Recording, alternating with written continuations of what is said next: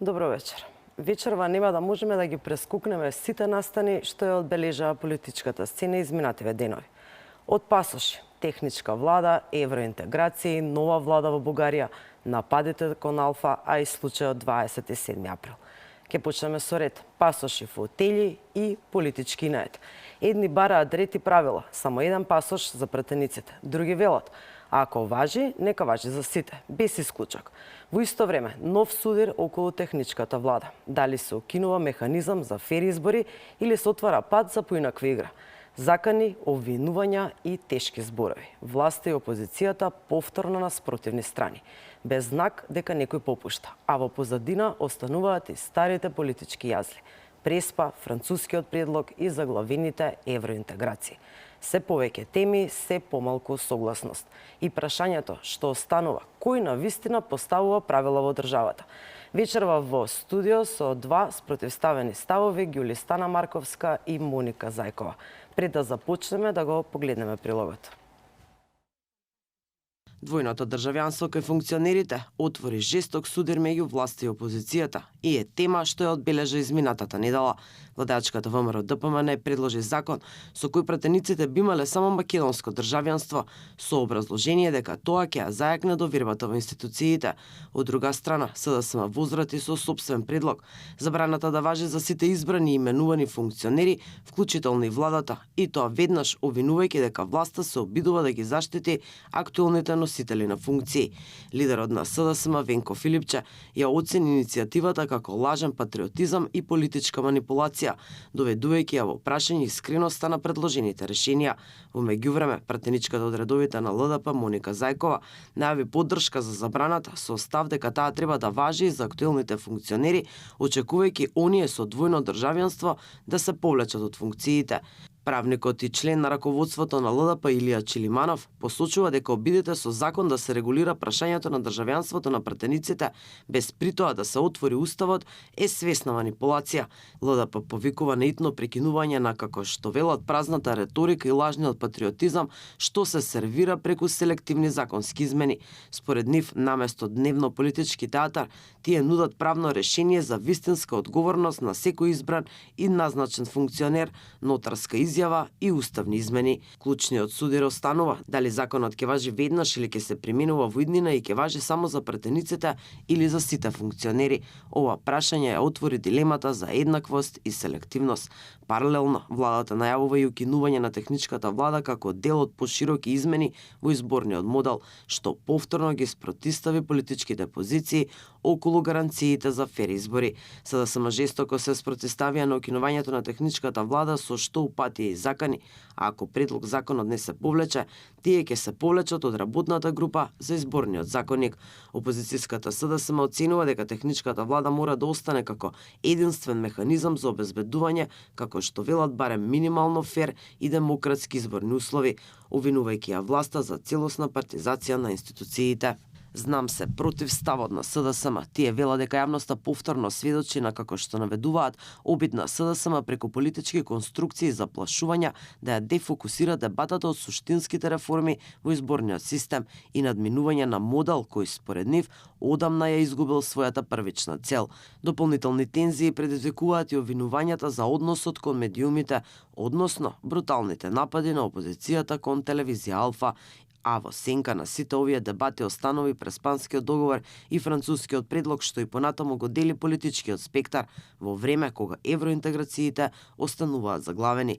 За овие теми вечерва во студио со спротивставени ставови екс-пратеничката Ѓулистана Марковска и актуелната пратеничка и лидер на ЛДП Моника Зајкова.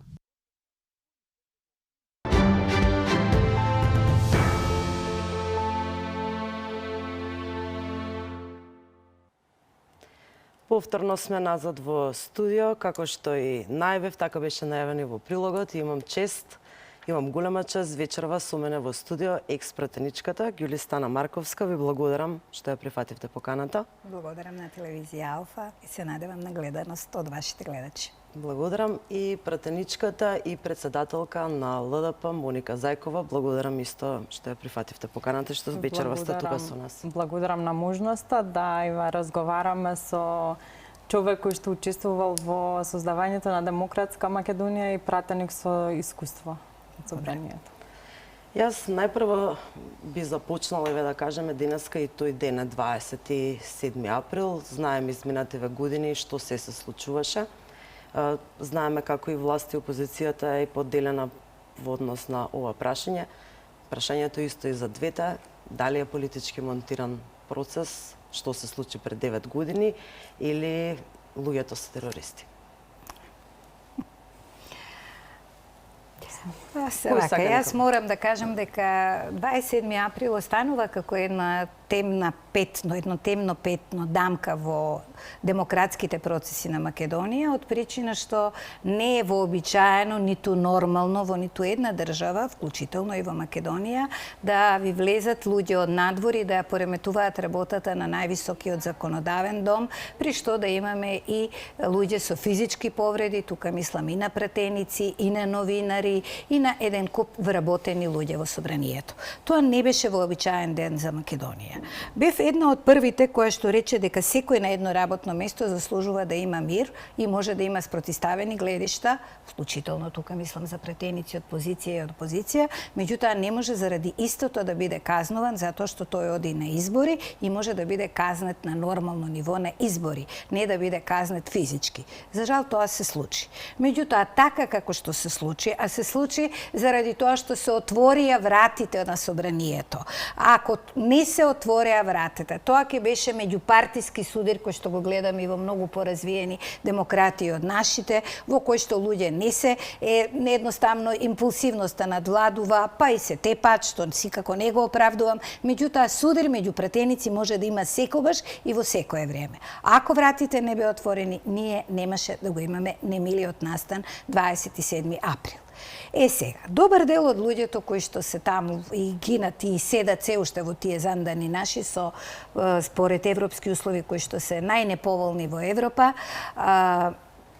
може би не се чувствуваат виновни и најголемиот дел не се чувствуваат виновни. Меѓутоа, и да не се чувствуваат, и да се чувствуваат виновни, тие го одлежаа својот дел од казната. Квалификацијата на дело против државата, односно на активен тероризам, е превисока квалификација за тие луѓе.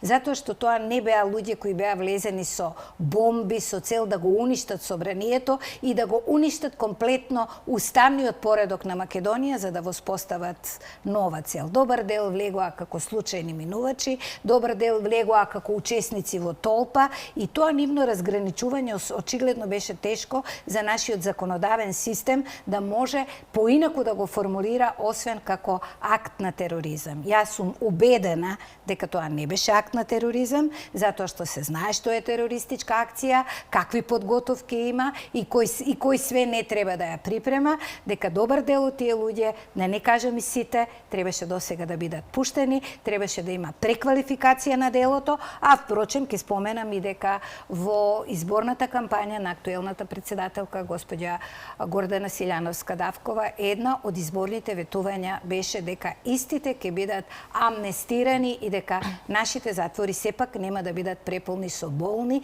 изнемоштени луѓе кои што имаат хронични заболувања и за жал луѓе, мислам барем за двајца знам дека почина. Да, меѓутоа мислам дека самите осудени веќе лица не сакаат помилување, тие сакаат повторно да се отвори предно, да се отвори целата постапка, да се види со какви докази. Еве и денес гледам излегуваат, велат дека имаат изјави од лажен сведок кој што имал брат функционер кој што му кажувал што да каже и бараат едноставно одговорност на сите инволвирани во процесот, од обвинителот кој што гонел до судијата, потоа идеше второстепено, третостепено и така натак. Зајкова, за вас ова е политички монтиран процес или не? Знаете како, не може да квалификуваме дали е нешто политички монтирано или не. Сепак во постапка се изведуваат докази. Јас се согласувам со колешката дека тоа е црна дамка, е црн ден за македонската демократија. И во едно исто го дела ми става дека треба да се направи преквалификација, меѓутоа она што треба да бидеме внимателни е во секоја судска постапка, како на почетокот првен реагира јавноста, дали судските постапки ги водиме за јавноста да ни даде поени или да навистина се добие правдата на крајот од денот. Воедно го делам мислењето дека да, тие го одлежаа својот дел и дека добар дел од нив треба да бидат веќе надвор, но и да се детектира одговорноста на вистински оние одговорните кои што придонесоа да се случи сето тоа. Се сложувам дека ако не беа отворени вратите, немаше да дојде до тоа, бидејќи веќе кога се отворија вратите, тоа е толпа која што вие не можете да контролирате, некој го понало еуфорија, некој дошол таму без умисла, и кога се води судската постапка, навистина треба да се земат во предвид сите тие елементи на едно кривично дело, за да не дојдеме понатаму во состојба кај што ние со години имаме различени судски постапки, бидејќи сепак тоа се животни судбини кои што се таму, и за да не се доведуваме во прашања дали нешто е политички монтирано или навистина заслужува одговорност. Затоа што има и такви кои што се директно одговорни, кои што создале услови и го креирале целото сценарио на случување, но има и такви кои што навистина можеби од небрежност или неуместност се нашле во сето тоа. Знаете како, ако немаме ние ревизија на целиот случај, кога ќе ја дознаеме вистината?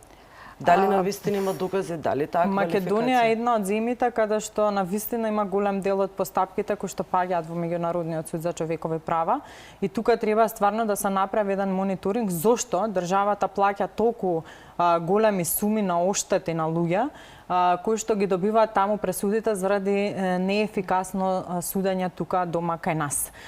Сето тоа ја подкопува довербата во правосудниот систем и затоа имаме ниво процентна доверба ваква каква што е.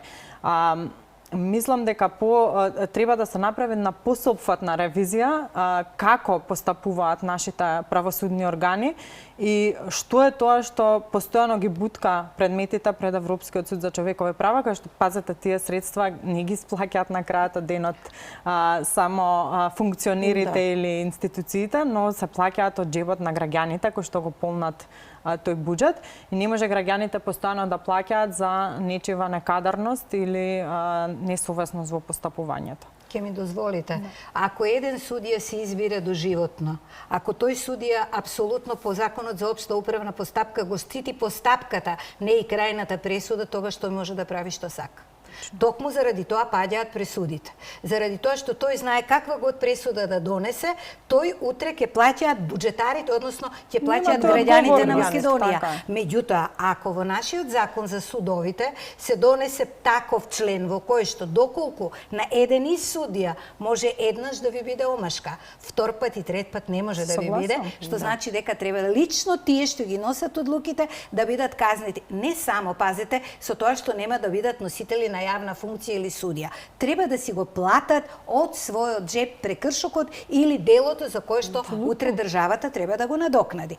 А овде тешко после толку многу години да се извлече кои биле креаторите, дали креаторите и вистински лежат во затвор или тоа била една, да кажам, толпа на заблудени граѓани, на најголем дел на луѓе патриоти кои мислеле дека вршат добро дело. Токму заради тоа треба да имаме еден општ чин на амнестија, буквално на сите, за да не се занимаваме со еден процес кој што е многу долг. Дали тоа ќе биде подпишано од нив, дали тие ќе бараат, затоа што верувам дека некои од нив на вистина, можеби и сите, се чувствуваат невино, дека тие не биле терористи. Тешко ќе можете да натерате човек кој држи до своето достоинство да потпише дека тој бил терорист, ама еве сега го амнестира председателката. Мора да се најде некој начин на кој што општата амнестија ќе заживее, истите ќе излезат од затвор, затоа што сепак греото се луѓето, тоа се судбини не само на поединци, на цели семејства кои пропаѓаат.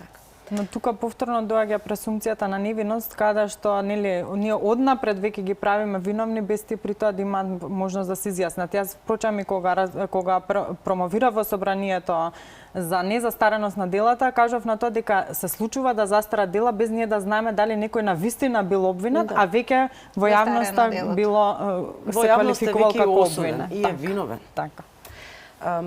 Последниот изминатиот, да кажеме, недела дена, можеби и повеќе лидерот на СДСМ користи навреди, брутални напади спрема телевизија Алфа, едноставно не му се добаја уредувачката политика, нема намера да доаѓа да гостува, за него ние сме заробена телевизија.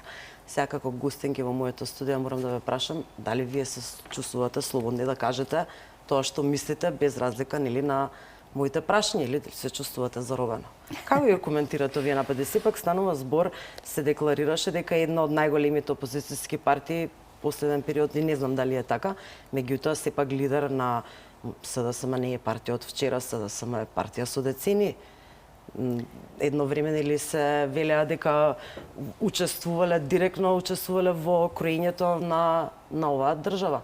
Дали може да се дозволи такво нешто? Како ги коментирате нападите спрема телевизија Алфа? Прво да ви кажам, јас можам само да му дадам добронамерен совет ако воопшто е потребен, бидејќи ние не сме некоја голема генерацијска разлика, колеги сме со Венко Филипче, дека секој кој што се занимавал со новинарите на крајот лошо завршил. Знаете, не е добро, можете да се објаснувате и да објаснувате. Секаде во светот не постојат комплетно независни телевизии. Постојат телевизии кои што се продесно, пролево, центристички настроени, постојат телевизии кои што имаат донатори од една фела, од друга фела. Меѓутоа, не можам да го сватам моментот во кој што кога вие сте опозиција и кога сакате буквално ако треба и на радиски програм кај што не ви гледаат да си ги искажете своите ставови, а ви биде отворена една телевизија кој што можете што сакате да кажете и како сакате да кажете во отворен телевизиски програм, да не го користите. Еден од основните можности на опозицијското делување со цел да станат прифатливи и можеби утре да бидат партија која што ќе биде власт, а не опозиција, е да настапувате на било какви настани кај што ќе ве поканат и да го искористите секој медиумски простор, вклучувајќи го и радискиот.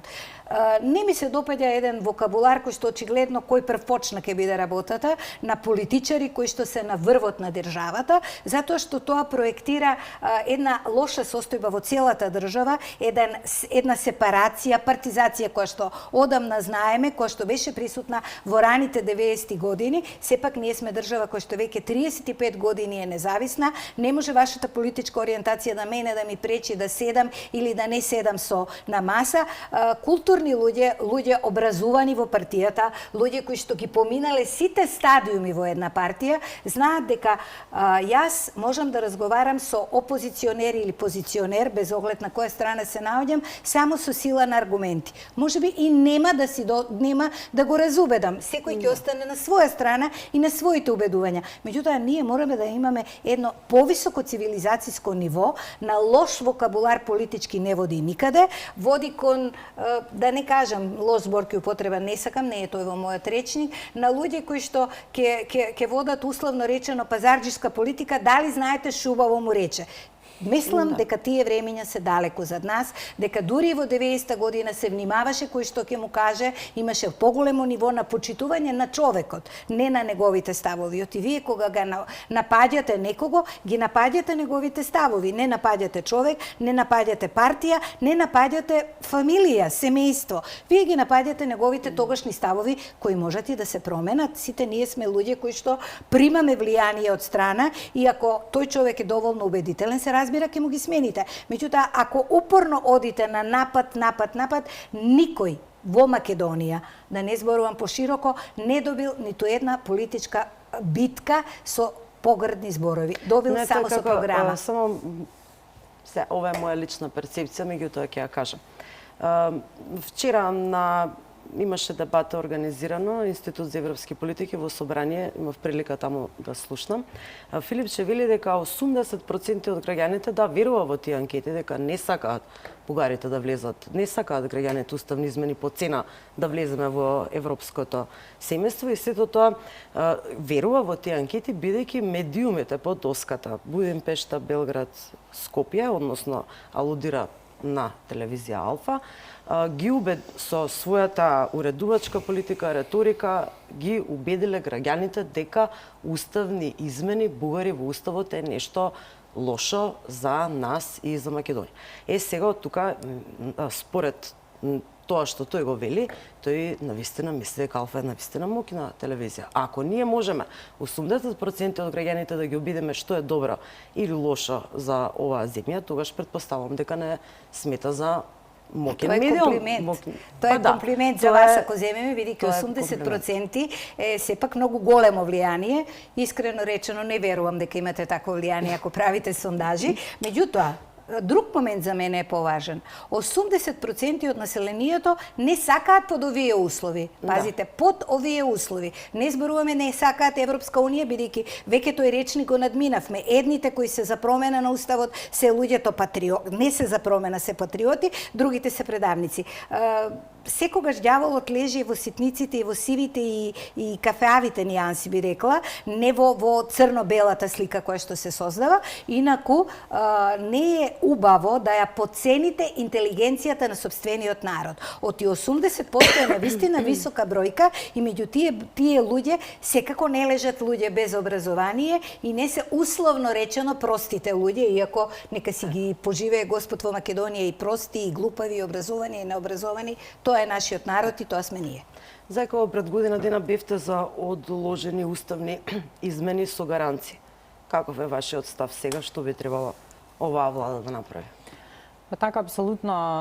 Не сметам дека јас се согласувам и токму водејќи се од она што го говорат граѓаните, целиот изминат период, почнавме да наоѓаме начини како да навистина се излезе согласно барањата на граѓаните, но и да тоа не значи блокада на државата и држање незино во изолираност додека нашите соседи чекорат напред. Токму и затоа, гледајќи ги заклучоците на Европскиот совет, повикавме на широка интерпретација, бидејќи во истите заклучоци никаде не стои дека уставните измени веднаш треба да стапат на сила.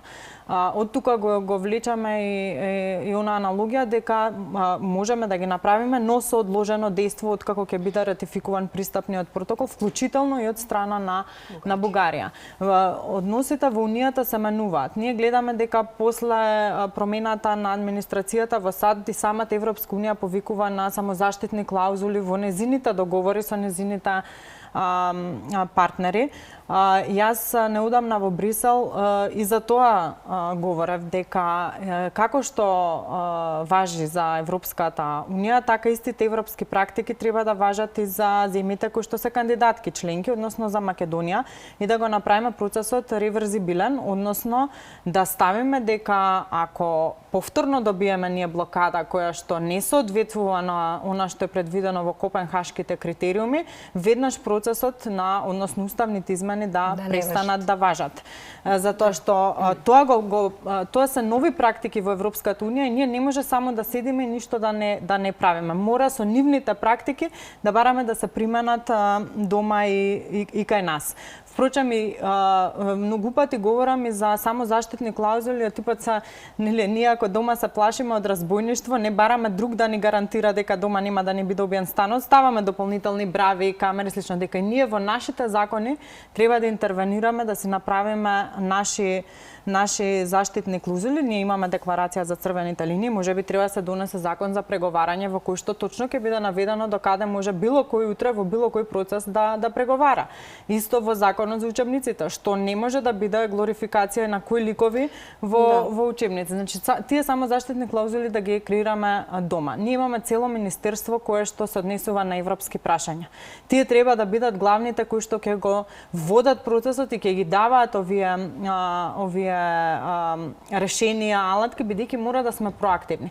Ако до вчера беше непредвидливост во Бугарија, еве сега гледаме дека во Бугарија состојбата се промени. Имаме предвидливост, односно имаме влада која што веќе има двотретинско мнозинство и јас мислам дека треба тука да се искористи моментот и се надевам дека советниците на премиерот за надворешни работи ќе го советуваат паметно како да ги искористиме овие работи во наша полза. Можеби треба да се оди согласно она што е предвидено во договорот за добрососедство, да се одржуваат редовни средби на тие мешовите комисии, од каде што пак ќе произлезе третиот протокол кој што ќе ги даде гаранцијата дека Бугарија нема да ја условува Македонија на прашање прашања кои што не се во рамки на копенхашките критериуми. Како лидер од НСД да не биде вчера тоа... го слушнавме, воопшто не се согласува со вас, тоа е да, ама да не биде тоа, знаете како, бидејќи истите советници, па ја утнаа работата кога го советува премиерот за слепо следење на она што произлегува од Белата куќа, затоа што па да се вратиме на прашањето за телевизијата, таму председателот на најслободната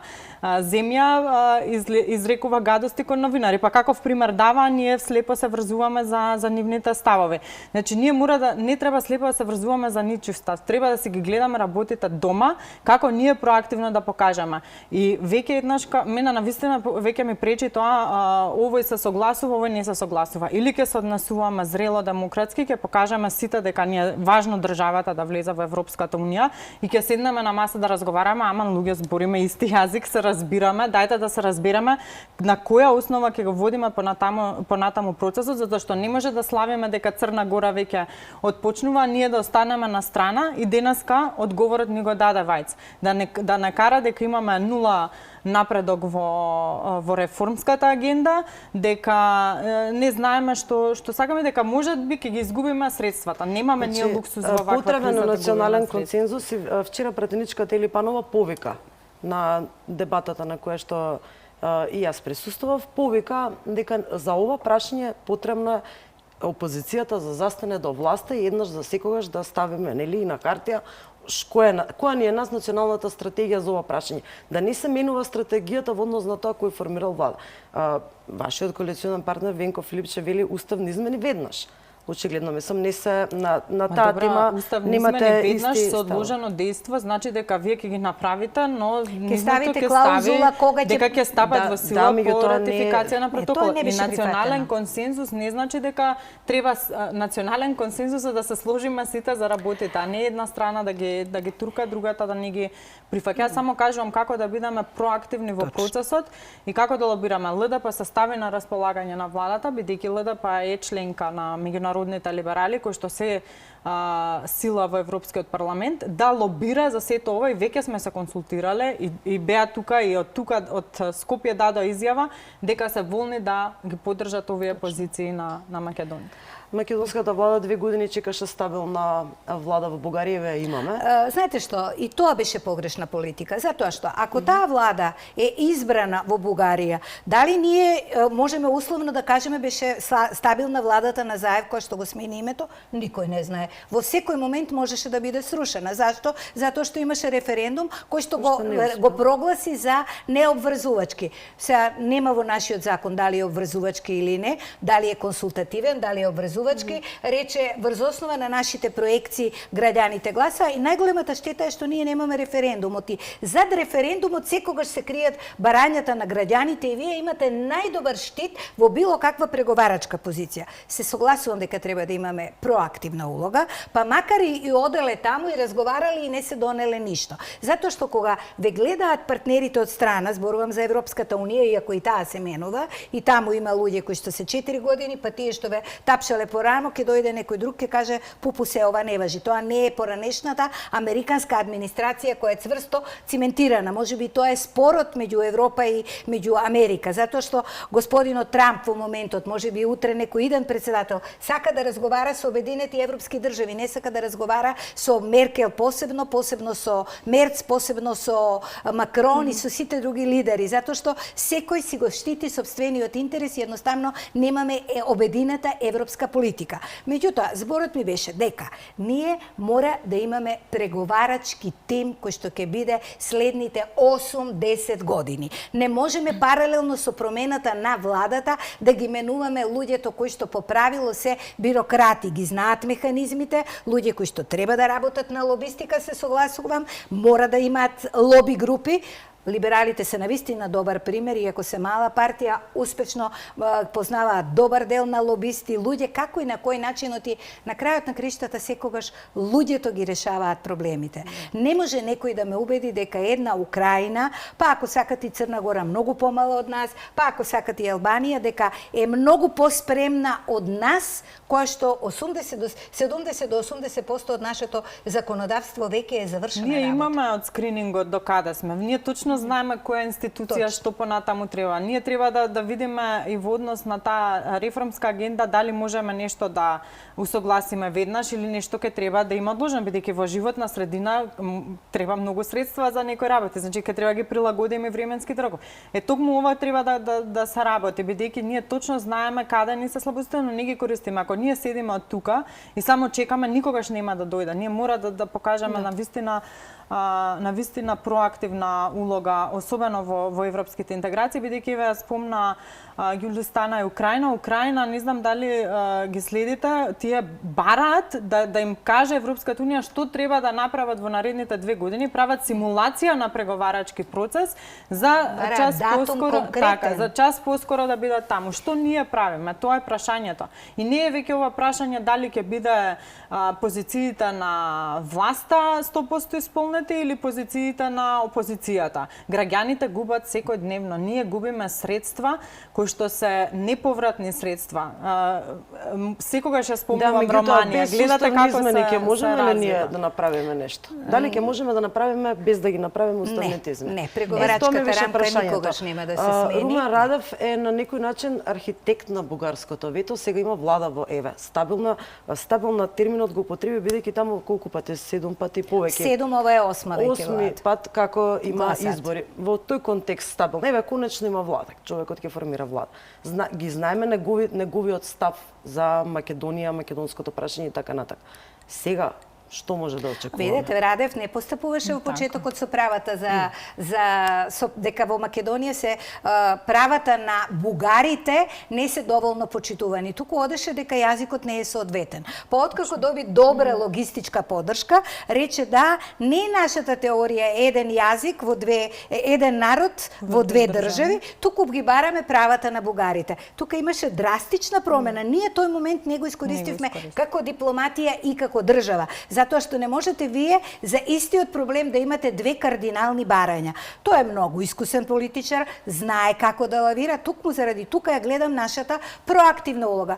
Не сум сигурна дека тој нешто ќе промени во неговите ставови. Меѓутоа, нашата упорност треба да биде видена од некој друг, дека ние не можеме на наша штета да правиме постојано одстапка, а за нас да не важат копенхашките критериуми. Заради тоа што ние сме единствена држава во Балканот. Има проблеми и Хрватска и Словенија со рибарството, има проблем сите други меѓу соседни проблеми. Такви проблеми ние не очекуваме да не ни бидат стопка во понатамашно. Ние бараме основно да ни се почитува идентитетот, да ни се почитува јазикот и нека работи историската комисија ако сака и 30 години. Меѓутоа низините ставови да не бидат кондицио sine qua non кој што ќе не тргне нас на европскиот пат и по кој што ние треба да продолжиме. Но за тоа мора да разговараме. Ние од 2022 немаме тимови кои што меѓусебно разговараат. Еве сега така, сега имаме нели стабилна влада, бидејќи изговорот беше дека нема предвидливост, нема стабилна влада таму, па не се знае дали ако сега се почне ќе се.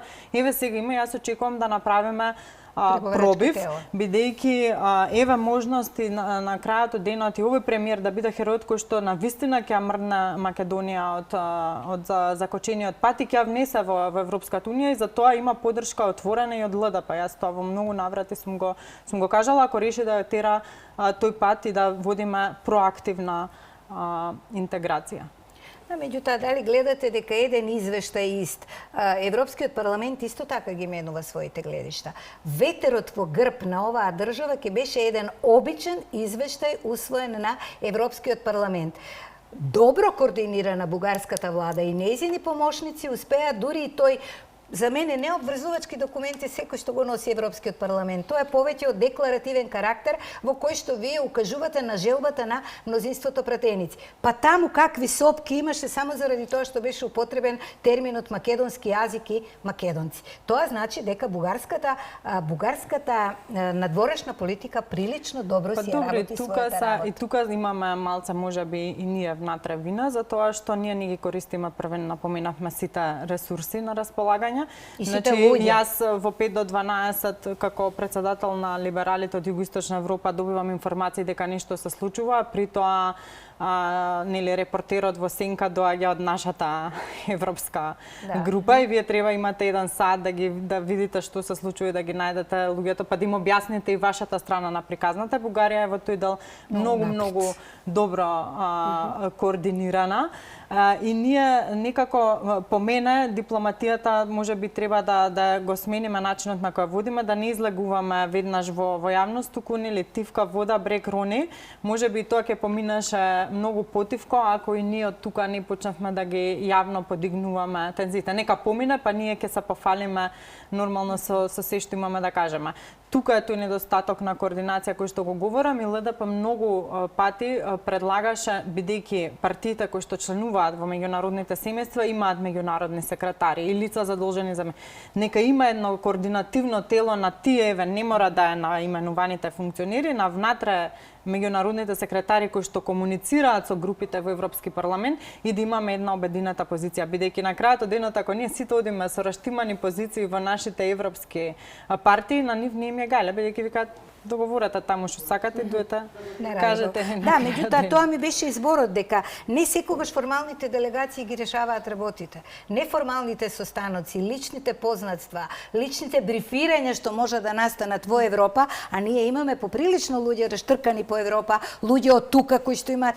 Мислам дека се уште човечкиот потенцијал во Македонија не е доволно искористен и дека тој потенцијал кој што би работел во сенка не мора да биде баш никаде јавно објавен. Оти вие можете буквално човек по човек да брифирате.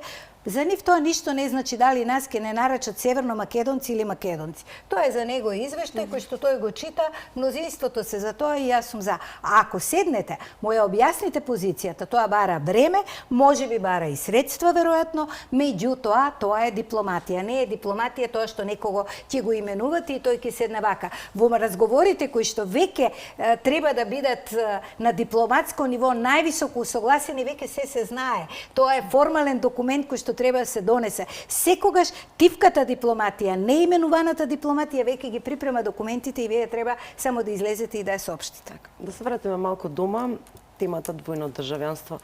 Зајкова, од кај вас повикавте со нотарска изјава, не само пратениците, сите функционери, сите што мислат да бидат функционери, тоа ден ли да стапи веднаш во сила со нотарска изјава дека ќе поседува само еден пасош. Меѓутоа, оно што го забележав, не никој по вас не тргна по тој пример. Некако не ви дадоа поддршка и во СДС исто не се согласија со тоа. Имаат Не знам зашто постојано ме зборувате за СДС, бидејќи ЛДП е посебен политички субјект. Апсолутно нема зашто да ги следи политиките на Социјалдемократскиот сојуз или нечиви други политики. Едноставно ЛДП има свои ставови, своја политика која што ја гради од 90-тите години.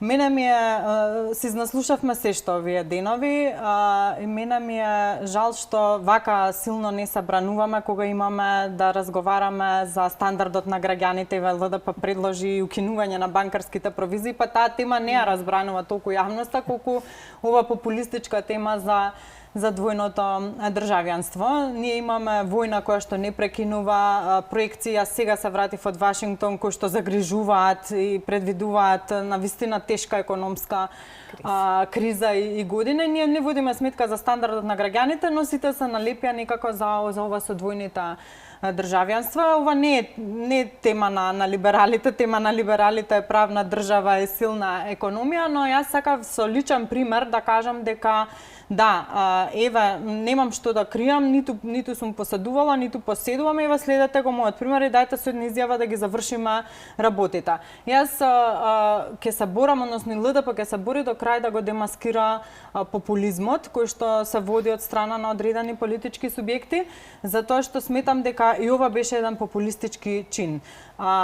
Прво, ако се оди до крај, не треба да заборавиме дека може да доведе во прашање владината коалиција, затоа што во владата има има политички субјекти кои што имаат во своето членство членови од други држави, од друга северна држава како Косово, па дури имаат и од Србија, така.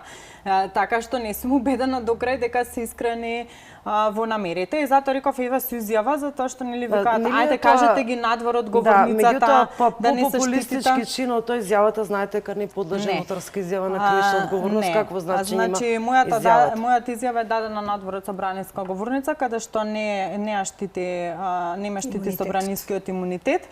И јас сум од помладите генерации и сакам кога нешто промовираме тоа да биде честно и искрено кон граѓаните и да се покаже дека сме искрени. Никој не излезе да коментира, веднаш почна со напади, иако во минатото сведочевме на давање на други нотарски изјави кои што апсолутно па нема врска и сега наеднаш ова не знам, не било така, вие давате пред нотар изјава и тоа може да биде може да биде употребена, може да биде употребена како давање исправа со лажна содржина. Значи, така што под пошироко толкување, ако нашиот систем, односно служба утврди дека јас сум дала изјава и при тоа јавно ја публикувам, а таа изјава се коси, односно не е вистината, веднаш може да добијам кривична пријава за употреба на исправа со невистина, затоа што е нотарски заверена. Еве, јас ја носам во тефтерот и си има печат и штембел и врз основа на низа може да ме гонат. Но зборот ми беше дека ова е навистина чиста манипулација. Ние во минатото имавме опозицијска партија која што викаше не треба да има двојно државјанство затоа што знаете има допир со материја, информации кои што може ќе ги одадат на други држави. И сега викаме кога имаме веќе во владата такви случаи, отворено знае јавноста дека ги имаме, што со тие министри кои што седат на затворени седници на влада. И сега викаме уставот. Точно е дека ова уставна материја. Ама еве, ако се искрени во намерите, дајте ќе го отвориме уставот, ќе ставиме една запирка дека Македонија дава можност за лица да имаат повеќе државјанства, освен за носителите на јавни функции, не знам, во законодавниот дом, извршната власт или кои што имаат материја, така што и ако и фали на владата мнозинство за овие уставни категории, јас им стојам на располагање да го направиме, да го смениме и во тој дел уставот, да го смениме и да го намалиме бројот на пратеници од 120 на 90, да смениме и во делот на судскиот совет, она што е слабост, и во делот на избор на јавно обвинителство, затоа што ако сакаме да правиме суштински промени, а не популистички, вака треба да ги водиме. Впрочем, и тоа беше на ЛДП, дека да, можеме да дадеме на нотарска изјава, но и ајде да ги смениме уставот ако навистина сметате дека тоа е хендикеп. Иако мислам дека е трагедија за Македонија затоа што Македонија изгуби можеби пола милион од своите граѓани кои што се селија и треба однапред нели да им оневозможиме ако некој од нив некојаш реши да се врати, а при тоа има двојно државјанство да може да учествува во сето ова. Но кога пласираме популистички теми, сакам да биде јасно дека тоа е само замајување на јавноста, играње со чувствата на граѓаните и од популизмот апсолутно никој не видел добро, а најмалку одредена држава. Моето мислење за двојните државјанства, гледано од перспектива на 90-та година, може би беше исправно тогаш тоа да го донесеме. Знаете зошто? Од причина што вие за да влезете во еден законодавен дом, а Македонија по устав е парламентарна демократија, треба да ви членуваат луѓе кои што ќе влијаат на граѓанството со цел да создавате нација. Нација од типот на американската нација, без оглед на тоа кој и како е. Практично граѓаните ги изедначувате. Вашето етничко потекло станува небитно. Може би во тој период тоа беше многу тешко, следејќи го примерот на тогашните пратеници од албанскиот блок. Меѓутоа, создавањето на нација токму оди од начинот да вие создавате граѓани. Нема граѓани поголеми, помали, сите тие се еднакви по устав, бидејќи поседуваат еден пасош и едно државјанство.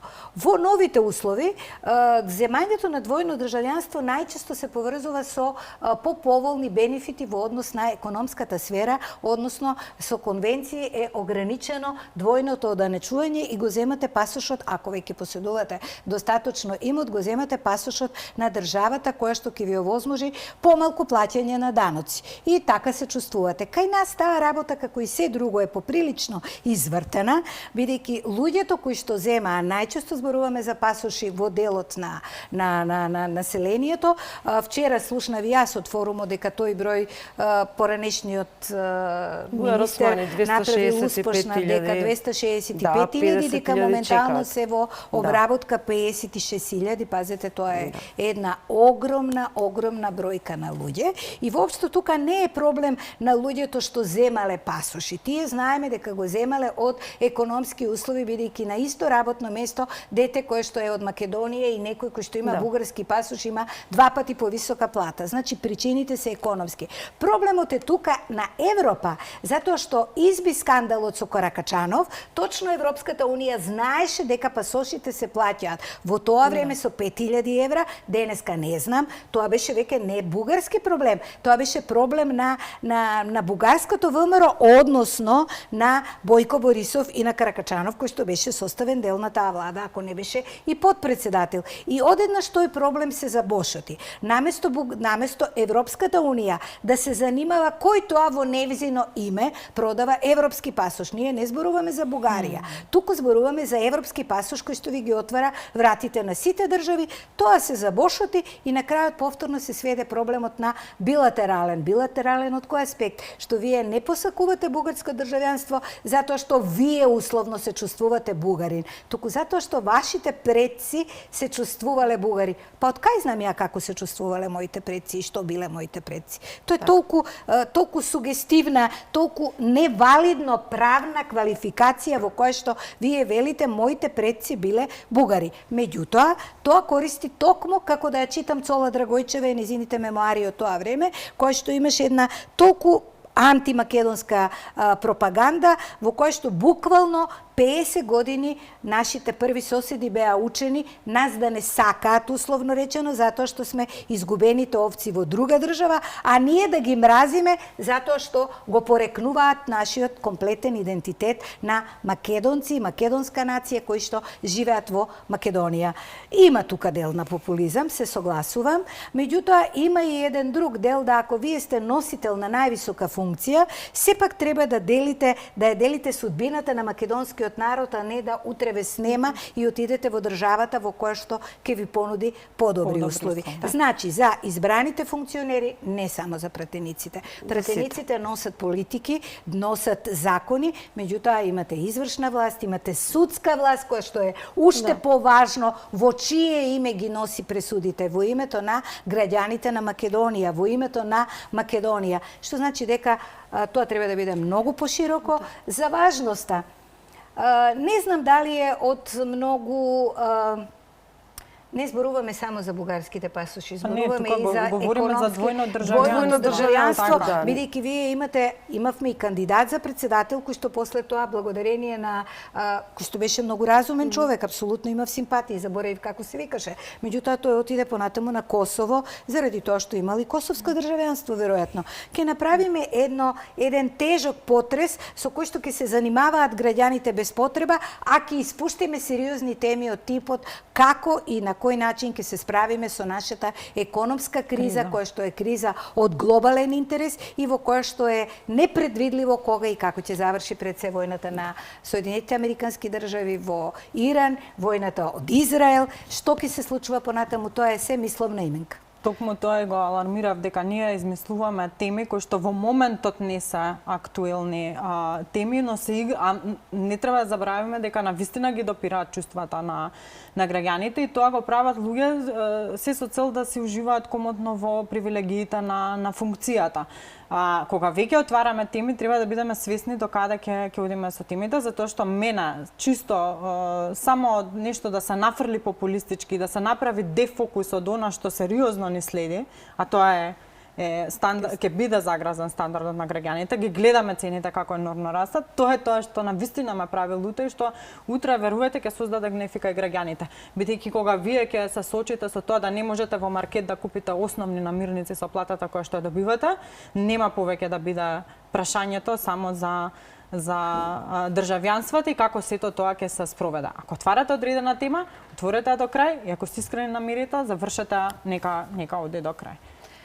Што би кажале за техничката влада? Дали треба да се укине, дали техничката влада си ја заврши својата улога, онаа првата пржинска донесена 2015. Да, јас апсолутно, ајде да тргнеме првен од примерот на соседите, нели сега и во Бугарија имаше некој специјален кабинет кој што возможи да се спречат тие изборни малверзации, полнење кути, групно гласање и слично. Но мислам дека кај нас може би треба да се стави повеќе мониторингот на тоа како ни функционираат внатре институциите. Апсолутно мислам дека исполни својата цел, вака како што е владата, но еве ние имаме група за реформи на изборното законодавство и мора да направиме во тој изборен законник цврсти гаранции дека изборите нас ќе ни се одржуваат фер, демократски и со еднаков пристап. Главно се бораме за отворените листи и за промена на изборниот модел. Абсолютно. Ако имаме ние сомнежи, бидејќи гледаме дека во секоја институција се случува партизација, впрочем и она што беше во 2016 кој што ги откри најкрупните реформи беа професионалците во институциите и колку ние ги акнеме нивните капацитети, може би треба да ставиме акцент на оние институции кои што ни се најподложни да вршат влијание внатре во институциите и да го невозможат процесот на фери демократски избори, но пак ќе кажам, некако имам чувство дека овие денови ние се обседнавме со теми како техничка влада, кој што граѓаните апсолутно немаат ништо. Напротив, ние имаме и малца блокада во делот кога се случува тој период на техничка влада. Ние имаме купишта на министерства, на измислени заменички директорски места, место ние да отвориме дебата, луѓе, дајте да го средиме системот, дајте да кажеме дека владата ќе биде 15 члена влада, дека ќе скратиме тоа све што е непродуктивно и дека ќе се изменаџираме за кризата. Ние се обседнавме со прашање како техничката влада, како мислам нешто што апсолутно никој нема никаков бенефит од тоа и таа си одигра својата улога и помена сите изјави, ако сакаме ние да јакнеме до вербата во институциите, која и онака е слаба кај граѓаните. Значи граѓаните имаат генерално проблем со недоверба. Мора да ги јакнеме внатре кадровските капацитети, да внимаваме што всушност се случува внатре со професионалните луѓе во институциите и да отвораме суштински теми. Дали мислите дека сме пред политичка криза со оглед на тоа што ако навистина, сега пак ќе ми замерите, не ве прашувам што ве правил Венко Филипче неговите пратеници, меѓутоа сте дел од коалиција да го ставиме него на страна. Пред политичка криза, што ако навистина излезат од собрание и бойкотираат и не сака да се работи. Добро, тоа е легитимно право ќе бидат изоставени од избори. Тоа е легитимно право, меѓутоа ние имаме, пак напоменав, работна група, треба во таа работна група прашањата се носат со консензус. Дајте да ги отвориме сите овие прашања што не мачат. Ако оваа техничка влада нема да важи од 2030 и не знам која, живи здрави да сме, така, тогаш не знаеме што ќе се случува. Наредните. Дајте да отвориме да направиме систем во кој што нема да имаме веќе проблеми, сомнежи и слично. Ако дајме отворени листи, граѓаните ќе имаат право директно да бираат. Ако сменим изборен модел, порепрезентативно ќе биде представен гласот на граѓаните. Ќе се течат работите, нема да има политичка криза, СДСМ доколку се надвор, на некој начин така ве разбрав. Значи ќе се течат работите, реформска агенда.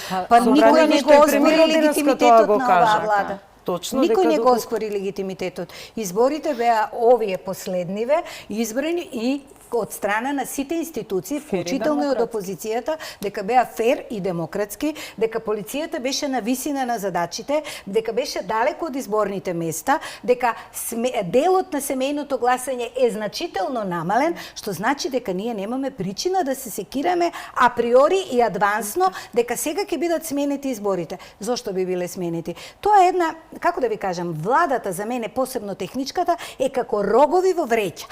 3 месеци буквално ништо не функционира. Еден мал процеп како актуелната опозиција, они до сега размислуваат кој би бил актуелниот министер за внатрешни работи, кој би бил тој што е, мислам дека е за труд и социјала, кои ќе бидат нивни заменици и така. Не сум запознаена со поединостите, сум ги заборавила, меѓутоа, дури и самиот Заев, ако се сеќавате, во времето пред да биде избран Филипче за лидер на партијата, велише да, ние треба да ја укинеме пржинската влада. И каков е тој пристап на една држава која бара да биде членка на Европската унија, а сама не може да тврди дека незините институции не функционираат, тоа што бараме ние во Европска унија. Ако не можеме да организираме локални председателски и парламентарни избори. Тоа е нешто што буквално јас сум за тоа не да важи од следните избори, бидејќи они се бунат, не знам од тоа, да сега веднаш да важи. Да, и тоа е конзистентен став на ЛДП. ЛДП и кога беше во владата, беше за тоа дека треба да се укина таа техничка влада, бидејќи па можам да кажам дека и во последните години се злоупотребува и за буквално можеби наметнување на други работи и перцепцијата на јавноста е дека да, еве сега, само за да внесат одредени министри, функционира таа техничка влада. Беше поинаку во 2016, ние го видовме аферата со двојните лични карти, со прочистување на избирачкиот список и тогаш навистина беа, пак ја напомнам, професионалците во институциите оние кои што имаа само механизам како да искажат се она што со години се случува. Мора да ги јакнеме капацитетите на институциите, ако сакаме да градиме демократска држава. Јас не ги знам аргументите на опозицијата, зошто не сака да важат веднаш. Техничката влада обезбедува фер